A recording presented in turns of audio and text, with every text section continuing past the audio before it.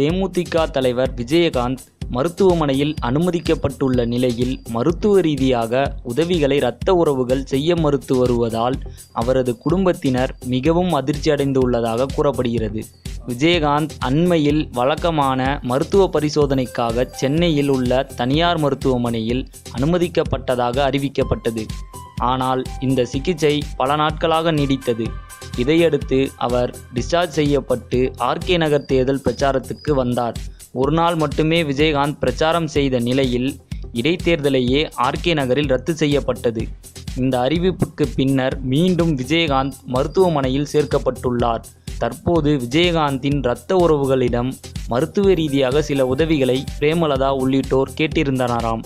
ஆனால் விஜயகாந்த் செல்வாக்குடன் இருந்த காலத்தில் எங்கள் பக்கமே எட்டி பார்க்க விடாமல் வைத்திருந்துவிட்டு இப்போது வந்து வாசல் கதவை தட்டுவதா என கோபத்தில் இருக்கின்றனராம் இரத்த உறவுகள். இதில் கலங்கி போனதாம் விஜயகாந்த் குடும்பம்.